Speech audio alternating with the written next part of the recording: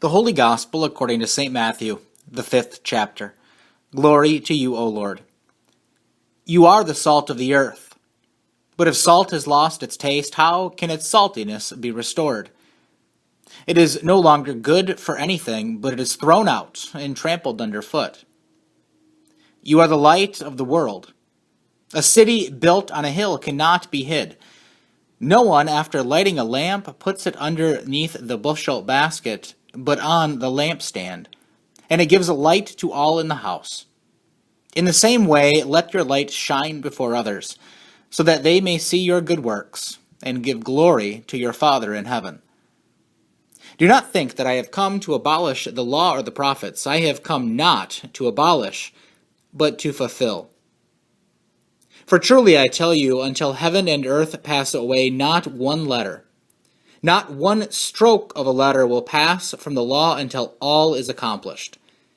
Therefore, whoever breaks one of the least of these commandments and teaches others to do the same will be called least in the kingdom of heaven. For whoever does them and teaches them will be called great in the kingdom of heaven. For I tell you, unless your righteousness exceeds that of the scribes and Pharisees, you will never enter the kingdom of heaven. The Gospel of our Lord. Praise to you, O Christ.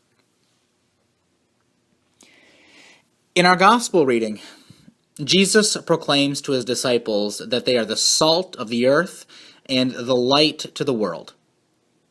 The responsibility of the disciples, our responsibility, is to share the light that has been shown to us with those who are in darkness. Our responsibility is to share the wisdom that God has imparted to us with those who are in need of it.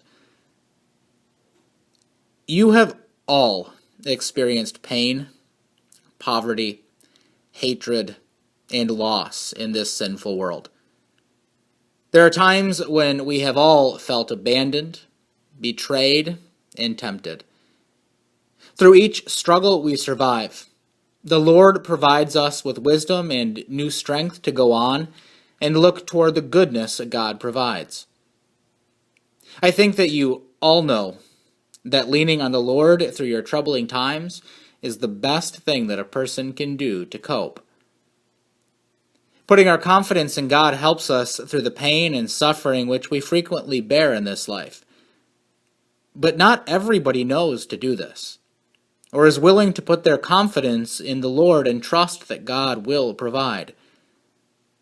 But because you have had people in your life who loved you and shared their stories and experiences with you, you are better off in your ability to cope with the sin and death in this world. Much of the rest of the world does not have the wisdom and light that you have, that God has shared with you. I know for a fact that our youth are struggling more today than ever, and they need you to share with them your stories, so that they do not get stuck in the darkness that we all know can seem overpowering, and sometimes overpowers even the best of us. We have a responsibility to share the wisdom and light that has been shown to us. The world is not getting any easier. Our youth need all the help that they can get. A couple of years back, I was at an ELCA youth event, and I learned just how troubled and in need the youth of America are today. I was a leader of a group of freshmen in high school. The topic for the week was temptation. I was very surprised to learn just how tempted these young adults were, and the severity of their struggles at such a young age. In order to get the youth to share their stories and their temptations, I asked them to write on a piece of paper a short list of their greatest temptations. They were instructed not to write their name on the paper so that the list could not be identified with them and they could remain anonymous and therefore hopefully more honest with what tempted them. Once I had collected all of the lists, I shuffled them and taped them to the walls of the room. We spent some time looking over the lists, and to no surprise, there were many of the same temptations repeated. The youth were more similar than they had realized at first. When we sat down and I asked the group what they saw, one outspoken and honest young lady spoke up and said, "My biggest temptation is suicide and depression." And I was surprised to see how many other people said the same thing. I responded to her saying, "Suicide and depression are topics that we often don't talk about. But as you can see, you are anything but alone in those desolate feelings." As we continued our conversation, and to my surprise, nearly everybody opened up and claimed the list that they had written. As we talked, patterns unfolded, and we learned that almost all of the young women in the group felt that they were continually tempted by depression and suicide. And the young men of the group all felt a strong temptation of violence toward others. Well, it was depressing to see the reality of the extreme temptations of our youth. It was truly a blessing for me to witness the once quiet group of strangers become united as friends in their weaknesses. They had allowed themselves to become vulnerable, and as a result, they learned that they could trust and rely on each other. As a group leader, I felt that with this newfound trust, we would be able to discuss and learn from one another, and I was right. For 3 days following, we talked about how we deal with temptations, how often we give in to them. We talked about all the people in our lives who are affected when we do lose control of ourselves. We talked about the stories of how people were tempted in the Bible. We talked about how to cope with temptations in healthy ways.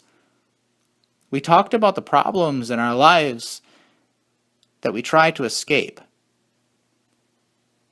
We talked about our weaknesses. We talked about how God forgives us when we fall victim to temptation. This experience strengthened my view of how vulnerable the youth are in America. This experience showed me that the struggles and temptations of adolescence are more extreme than ever. But it also showed me how the secret temptations and private stories of our lives are often very similar to those around us. This group of young adults showed me how that once we share our stories, that they are not only ours anymore. And through this sharing comes freedom and health and friendship. But most importantly, this experience made me realize just how important it is for people to learn from each other. It showed me how much we need to share with others the wisdom and light that we have received by relying on God to get us through our struggles in life. I know that my relationship with Jesus Christ has gotten me through the struggles that I have faced, and I believe that your relationship with Jesus Christ has done the same for you.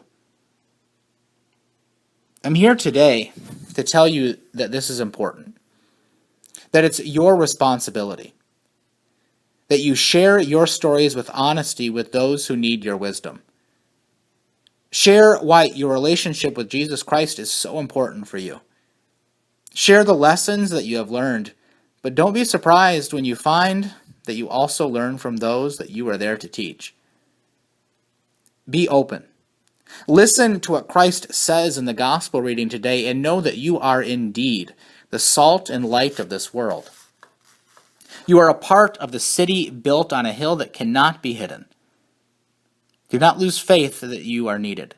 Do not lose faith in the future of God's creation, and do not give up because of your fear and vulnerability. Christ dwells in your heart, and it is with you when you minister to others. You are the instrument that God intends to bring about the new creation, and you are blessed by God in your ministry. Go and share the good news of Christ for all of those who need to hear it. Amen.